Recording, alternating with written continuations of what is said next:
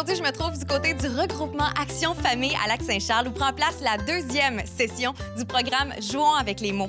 Les enfants auront la chance de développer leur langage à travers une foule de jeux, de lectures et d'activités. Une occasion en or pour passer du temps avec leurs parents.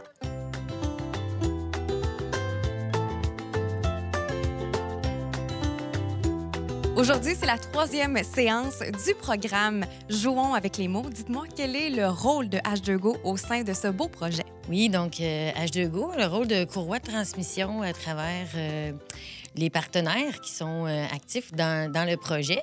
Puis aussi, c'est le réseau qui a fait les demandes de financement pour avoir les fonds pour le projet et puis qui coordonne maintenant ce qui est né du projet. C'est un comité, dans le fond, Jouons avec les mots. Quel est l'objectif du programme Jouons avec les mots? C'est vraiment d'outiller les parents à ce qu'ils puissent... dans le fond, aider au développement de leur enfant. Aussi, leur enseigner les stratégies gagnantes en termes de développement du langage et puis les orienter vers les ressources appropriées. Des fois, ça va être juste de les rassurer aussi. Ils vont sortir des ateliers en se disant que, bon, c'est normal, certaines difficultés, mais d'autres fois, ils vont pouvoir être orientés vraiment en orthophonie par la suite. Pourquoi est-ce que c'était important pour vous, justement, de développer ce projet-là dans votre comté, dans la Haute-Saint-Charles? Parce qu'il y a vraiment des familles qui sont en attente de suivi pour des services en orthophonie. Souvent, dans le réseau public, il peut y avoir plusieurs mois d'attente. Donc, ça permet là, aussi de prévenir. On a un axe beaucoup sur la prévention. Jouons avec les mots, c'est un beau programme qui s'adresse aux enfants, mais exactement à qui est-ce que vous voulez présenter ce projet-là? Présentement, on vise vraiment les familles avec des enfants de 2 à 4 ans. Mais éventuellement, on a le désir de développer le projet pour faire un programme spécial école. Donc, vraiment pour rejoindre les 5 à 6 ans pour offrir des stratégies qui vont être comme une coche au-dessus, donc plus spécifique là, pour les plus grands. Dans les écoles, l'orthophonie qui est fait, ça leur permet pas de faire des activités de groupe comme ça avec les parents. Et puis, pour avoir parlé à des orthophonistes dans des écoles, ça serait vraiment un plus à l'offre de services des écoles. À condition, c'est sûr, de continuer à avoir un financement parce que c'est sûr que ce projet-là, c'est pas un financement qui est récurrent. Donc, nous, à chaque session d'atelier, on doit chercher le financement. Donc, en ce moment, le projet est financé par Avenir d'enfants. A été financé au printemps 2019 par l'instance régionale de concertation de la capitale nationale. Et puis, on est en attente pour financement pour une session qu'on voudrait tenir cet hiver. Mais on croise les doigts.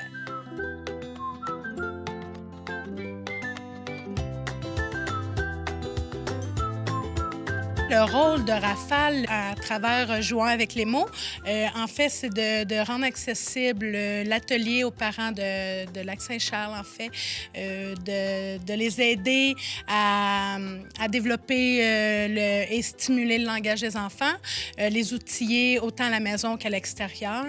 Nous, en fait, on est vraiment la porte d'ouverture là, pour ces belles familles-là. Pourquoi est-ce que c'était important de développer ce projet-là dans la Haute-Saint-Charles? C'est quelque chose d'intéressant pour Rafale. Je sais qu'il y a des parents qui attendent, qui sont en liste d'attente pour l'orthophonie. Ça peut engendrer du stress, de l'anxiété.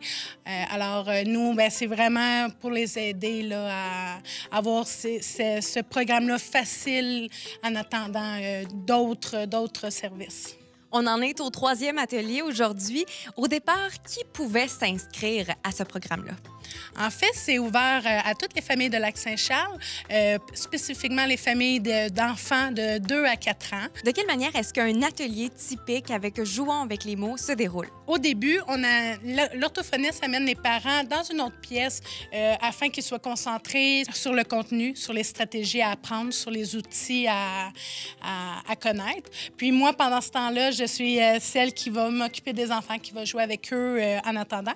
Puis, lorsqu'ils reviennent de ce moment d'explication-là avec l'orthophoniste, c'est le moment pour eux de mettre en application qu'est-ce qu'ils ont appris comme stratégie. Le programme Jouons avec les mots, c'est au total 8 ateliers. Du début à la fin, ça ressemble à quoi comme programmation? En fait, la première rencontre se fait idéalement avec les parents seulement. Ensuite, on prend un temps pour expliquer vraiment le développement de l'enfant de 0 à 5 ans environ. Puis ensuite, les autres ateliers, c'est vraiment à travers le jeu, la lecture, que les parents et les enfants jouent et aide les enfants à bien nommer le mot, à bien nommer une phrase.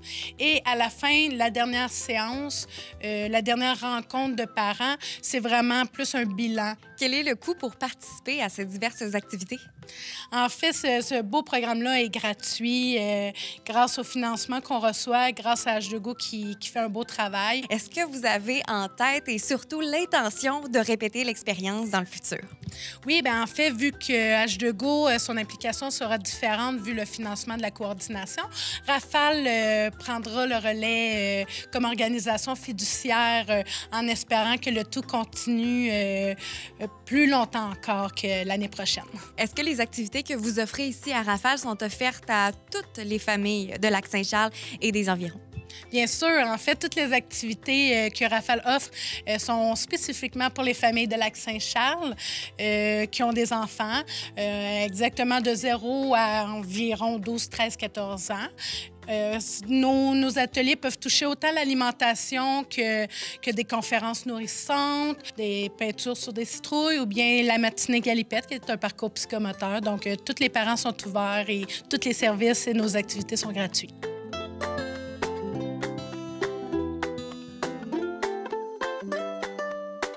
L'idée, là, c'est d'outiller principalement les parents. Évidemment, on passe aussi par les enfants, mais on outille principalement les parents pour qu'ils stimulent le langage d'une manière qui leur convient, qui correspond aussi à eux, leur style d'approche avec leurs jeunes.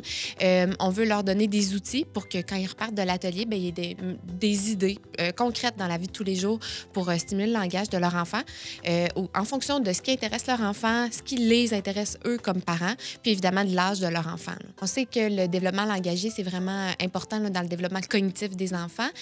Aussi, c'est très important dans le développement socio-affectif des enfants. Fait que, la communication, c'est par là qu'on passe l'expression de nos émotions, reconnaître les émotions des autres aussi. Donc, c'est certain que c'est super important pour tous les enfants de 0 à 5 ans plus particulièrement, parce que c'est dans cette période-là là, qu'il y a beaucoup d'apprentissage qui se fait. Puis, ben, pour nous, c'est important d'attirer les parents dans ces activités-là, parce que c'est vraiment les parents là, qui sont le plus efficaces, dans le fond, pour stimuler leur enfant, parce que c'est eux qui le font au quotidien dans différents moments de la journée.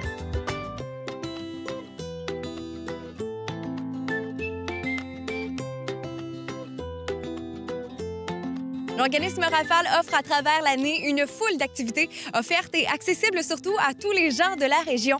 On vous invite à visiter leur site Internet pour tous les détails, mais surtout pour le calendrier des activités.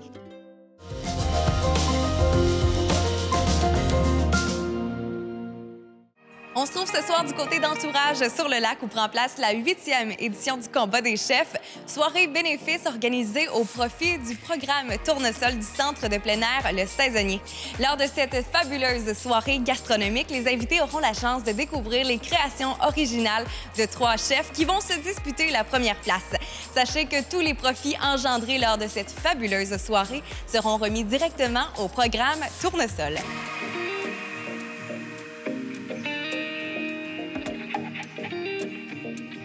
Actuellement, les grandes nouveautés sont surtout au niveau du service. Dans les dernières années, on avait plutôt 4 chefs qui s'affrontaient avec des petites bouchées. Cette année, on a décidé d'y aller différemment. Les chefs nous présentent des entrées gourmandes de manière mystère. Donc vraiment, les gens vont avoir 3 services distincts, mais sans savoir qui leur offre quel service. Fait qu'il va quand même avoir le système de votation, comme dans les dernières années, pour conserver le principe d'un combat. Mais vraiment, ça va vraiment être un accord mets-vin qui va être encore plus poussé. Vraiment, là, on a mis le grappin sur des chefs A1 cette année. De quelle manière est-ce que vous avez déniché ces chefs-là, si on peut le dire de cette manière? On a eu beaucoup d'aide au niveau du dénichage des chefs directement. Personnellement, j'ai travaillé pendant longtemps au restaurant Le Batifol, donc j'ai été avec la famille, j'ai été avec les vieilles ressources. Bruce, ce soir, du restaurant Le Batifol, est avec nous pour donner un coup de main. Mais on a aussi, aux saisonniers, beaucoup de partenaires qui nous aident tout au long de l'année. On fait affaire avec le groupe Resto Achat et ils nous ont fait du dénichage au niveau des chefs. Fait que vraiment, là, sur ce côté-là, on n'a pas du tout à se plaindre. Vous recevez vos convives ce soir là, pour la soirée officielle. Comment est-ce que vous allez accueillir tout ce beau monde-là? Honnêtement, on est tellement choyés de faire partie un petit peu de la famille entourage pour pouvoir accueillir nos convives parce que déjà là, au niveau de la décoration, on n'a pratiquement rien à faire tellement les lieux sont magnifiques. On a un accueil, on a un service, on a de l'aide sur place avec le staff qui est en place qui vraiment là, viennent nous donner un coup de main. Il faut dire que le service est entièrement bénévole par mon équipe et que l'équipe d'Entourage sur le lac vient nous donner un support au niveau de la restauration, mais ils viennent nous donner un support aussi tout au long de l'organisation. Qui sont les gens qui vous ont soutenu de manière financière? J'ai pas le choix de souligner Desjardins qui, tout au long de l'année, sont un partenaire majeur au niveau du saisonnier, donnent énormément de sous. On doit dire aussi que Entourage, bien sûr, fait partie de nos grands partenaires de ce soir. Plusieurs commanditaires viennent nous donner des produits gratuits aussi, ce qui fait vraiment une grande différence. J'en ai parlé tout à l'heure, Groupe Resto Achat nous aide énormément. Ce soir, on ne paye aucun des plats qui est servi. Donc, vraiment, là, c'est un partenariat majeur, financier, vraiment absolument intéressant. Et j'en passe parce qu'on a une trentaine de partenaires commanditaires qui sont là pour l'événement, sans compter toutes les personnes qui ont donné pour l'Encan silencieux. Vous l'avez dit tout à l'heure, vous avez des bénévoles de votre équipe qui sont là pour vous épauler. Combien sont venus porter main forte? En toute honnêteté, on a eu un nombre incroyable de gens qui nous ont dit avant, pendant et après, parce qu'il ne faut pas oublier que cet événement-là, il y a aussi un après qu'on doit vraiment aller solliciter une équipe.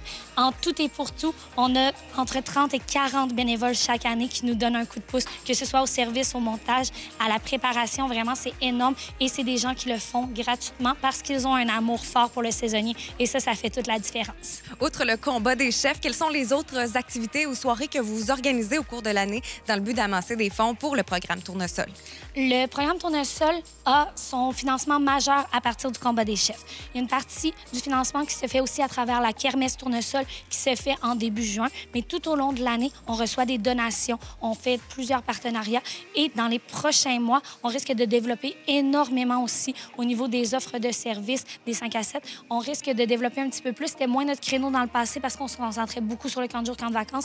Maintenant, on se refait une image, on recommence à zéro. L'équipe est toute nouvelle beaucoup cette année. Donc, vraiment, là, c'est les idées qui débordent pour faire d'autres moyens de financement comme ça. Puis, il y en a plusieurs qui vont s'en venir. Donc, j'invite tout le monde à aller liker, aimer notre page Facebook, en fait, si, dans un bon français, parce qu'on vous donne énormément d'informations sur nos activités à venir. Puis, c'est le meilleur moyen de savoir comment ça va aux saisonniers et d'avoir des infos au jour le jour. Ce soir, ce sera une compétition culinaire un peu plus amicale.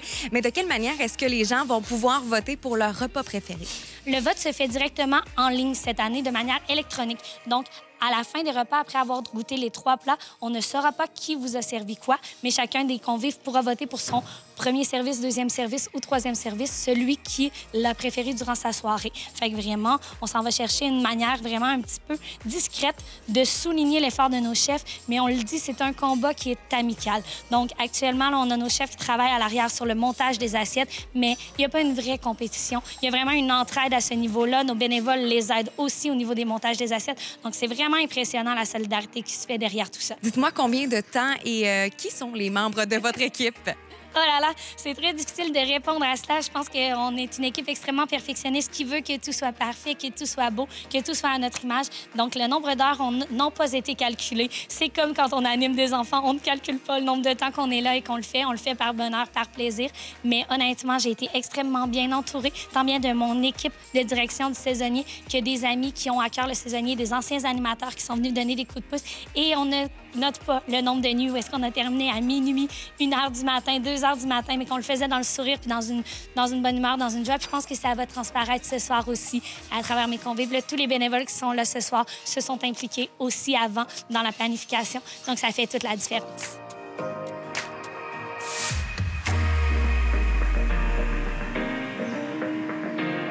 Ce soir, j'ai préparé un beau tataki de magret de canard aux 5 épices, accompagné d'une réduction de teriyaki et d'orange. Et on finit ça avec un beau crumble de noix de cachou. Est-ce que vous êtes confiant pour votre plat ce soir? très confiant. Puis j'ai connu les chefs ce soir. Je pense que tout le monde est gagnant. Puis que, écoute, dans ces compétitions, ça prend un gagnant. Mais pour moi, tout le monde est gagnant. Puis c'est la participation, puis pas la cause. Comment est-ce que se passe l'ambiance en cuisine? Parce que vous êtes quand même plusieurs chefs de plusieurs restaurants différents. Écoute, je pense que c'est le plus nerveux. Je suis le plus nerveux des trois parce que les deux autres étaient plus relax que moi. C'est mon premier. Alors, non, mais c'est bien. J'ai une belle équipe. Je me suis créé une belle équipe pour m'enlever le stress. On a préparé un bavarois au mousseux des neiges avec à l'intérieur, on a mis du foie gras. Au Georges-Étienne, un Brendan pomme avec une petite gelée de pomme, crumble de pain d'épices. La soirée de ce soir, ça se trouve à être une compétition culinaire entre 3 chefs. Est-ce que vous êtes quand même confiant de votre plat? Oui, mais en même temps, c'est une compétition, fait que c'est moi qui vais gagner. Est-ce que l'ambiance en cuisine se passe bien avec les autres chefs? Oh oui, ça se passe bien. Là. On est quand même friendly. Là. Ce soir, on fait une entrée chaude de porc. Donc, ça se trouve à être braisé, vraiment en cuisson lente, parfumé au miso. Donc, il y a une sauce mao légèrement sucrée, salée, épicée, servi avec un kimchi, donc qui est produit au Québec, en Gaspésie.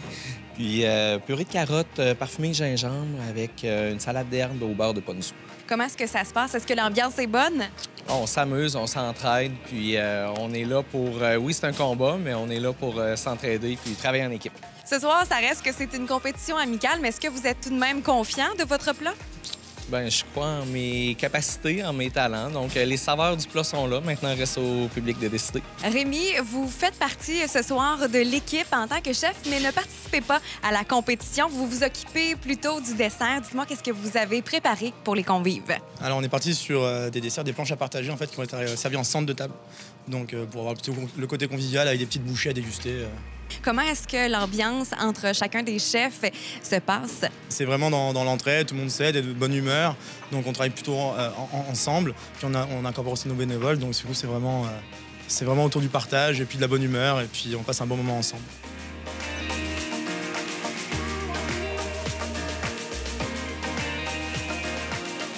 Ce sont près de 200 convives qui se sont déplacés à l'entourage sur le lac pour participer à la 8e édition du combat des chefs. Souper bénéfice organisé au profit du programme Tournesol du Centre de plein air Le Saisonnier.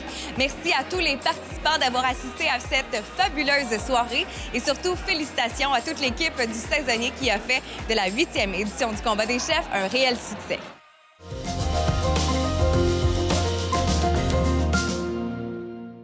Bonjour. Aujourd'hui, à Vue d'ici, on vous présente un organisme à but non lucratif fondé en 1978, le CPE Jolicoeur. Ils viennent de lancer une campagne d'information. Nous, on aime aider. Allons voir de quoi il s'agit.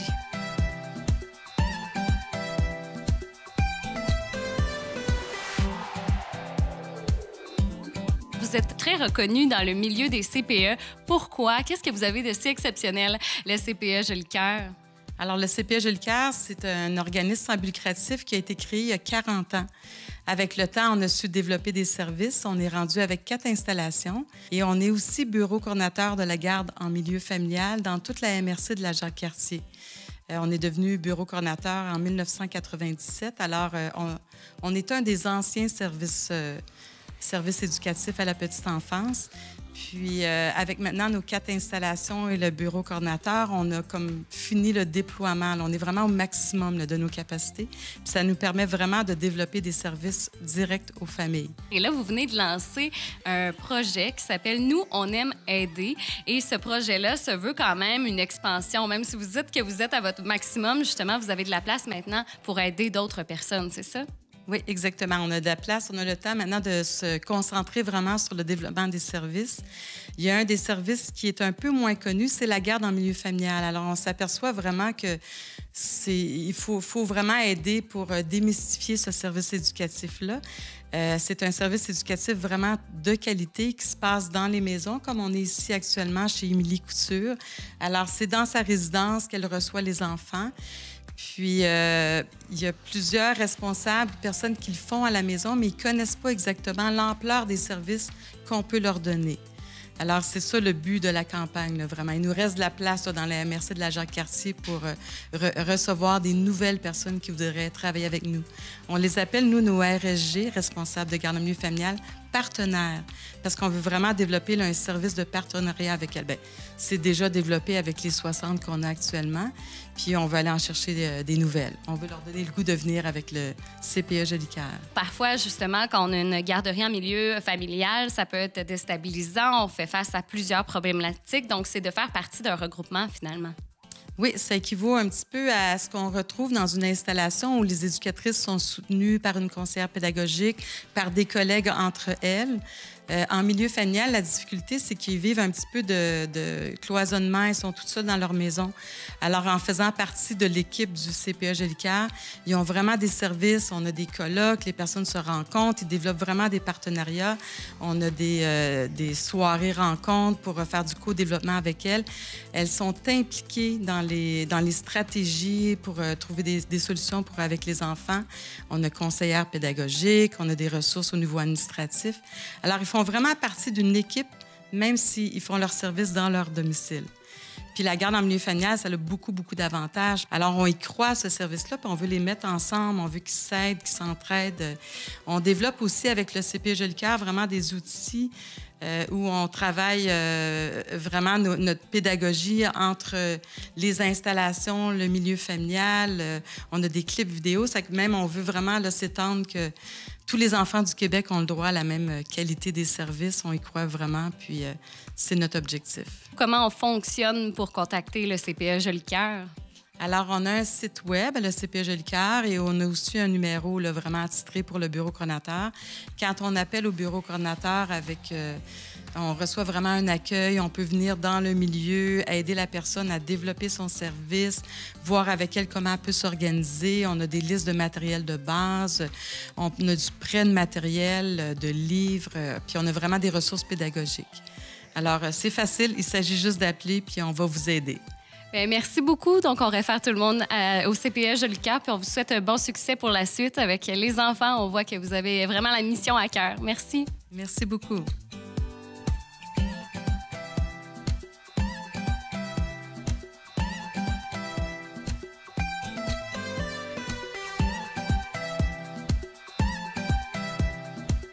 Ça fait déjà très longtemps que toi, tu avais ton propre service de garde à la maison. Pourquoi tu as décidé de faire le pas et d'embarquer avec le beau projet de CPE Jolicoeur? En déménageant ici à Stoneham, je me retrouvais plus isolée qu'au centre-ville. Il n'y avait pas d'autres garderies à proximité. Il y a moins de parcs aussi.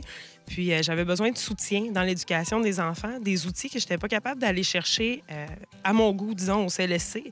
Puis avec le CPE Jolicoeur, j'ai vraiment tous les services à ma disposition pour ce qui est des programmes éducatifs et des plans d'intervention. Ça a été très aidant. Qu'est-ce que tu es allé chercher comme aide supplémentaire? C'est quoi les avantages?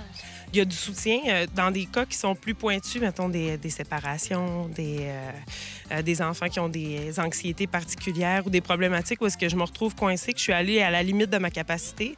Puis ils offrent des formations, comme en fin de semaine, on a eu un colloque qui offrait des formations sur la chamaille, sur ce qu'on appelle les violences douces, qui venaient nous chercher des outils supplémentaires vraiment pertinents qu'on a déjà appliqués puis qui font une différence. J'aurais pas su comment aller chercher ces outils-là autrement. Je suis vraiment contente. Qu'est-ce que ça te permet pour toi, justement, d'échanger avec d'autres femmes qui sont aussi passionnées que toi et hommes, oui? Ça me permet d'échanger, entre autres, avec Marie-Michel, qui est mon assistante, qui est avec moi, qu'on voit en arrière avec les enfants. Quand je suis dans un milieu privé qui est non affilié, je suis seule pour 6 enfants. Puis avec Marie-Michel, je peux être 2 pour 9 enfants. Donc, ça fait déjà une grosse différence de pouvoir partager mon quotidien avec un autre adulte, avec des enfants, oui, mais avec un adulte, avoir un deuxième avis sur son intervention, puis travailler en équipe, même quand on est à la maison, que ce soit avec Josée, qu'on est seul avec 6 enfants. Josée, qui est la conseillère pédagogique, tu peux appeler à tout instant, faire « C'est-tu correct? Qu'est-ce que je fais? » On a un outil aussi d'amélioration, de auto-observation qui est super pertinent pour s'améliorer soi-même à la maison sans se sentir jugé. Tu peux amener ça à différents niveaux. Vraiment, il y a plein d'outils comme ça que le CPE offre. Et puis, tu as aussi 9 enfants, ce qui est différent d'habituellement. J'imagine qu'il y a plus un effet d'enthousiasme pour les activités et tout aussi. C'est sûr que c'est plus enthousiaste. Ça nous permet une plus grande variété d'activités. Ça nous restreint aussi dans un certain sens. Je crois que le nombre d'enfants, c'est surtout la dynamique de groupe, qu'on est capable d'en trouver qui sourient au travers pour motiver ceux-là qui sont moins de bonne humeur ou les accueillir là-dedans. Ça nous permet aussi d'être 2 pour 9 au lieu de 1 pour 6. Au final, la charge de travail est est moins grande, elle est répartie en tout cas. Qu'est-ce que tu dirais à tes consoeurs qui sont encore au privé? Moi, je les encouragerais à prendre rendez-vous avec le CPE Jolicoeur, ne serait-ce que pour avoir l'information. Ça n'engage à rien. Moi, j'ai été lente à juste avoir l'information. Dans le fond, c'est quelqu'un qui vient chez toi, qui te présente le projet. Ensuite, il t'accompagne étape par étape. Puis, à tout moment, ça t'engage à rien. Ça vaut vraiment la peine de te faire présenter tous les outils qui sont offerts à ta disposition. C'est vraiment un facilitant dans ton quotidien par la suite.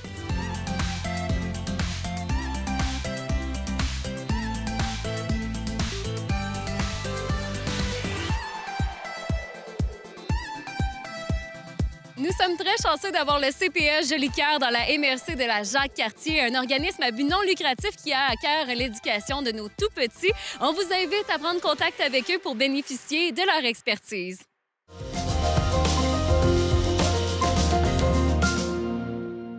Pour encore plus de reportages ou découvrir la programmation de CCAP.tv, suivez-nous via notre page Facebook, notre chaîne YouTube ou visitez le www.ccap.tv. Pour les abonnés de la CCAP, vous pourrez retrouver le contenu via le service de vidéo sur demande ou bien sur la plateforme CCAP Go. Vous désirez nous soumettre une idée de reportage? En plus de communiquer avec nous via nos différentes plateformes, vous pouvez aussi nous transmettre les informations à l'adresse info@commercialccap.tv. Toute l'équipe de Vue d'ici vous souhaite une bonne semaine.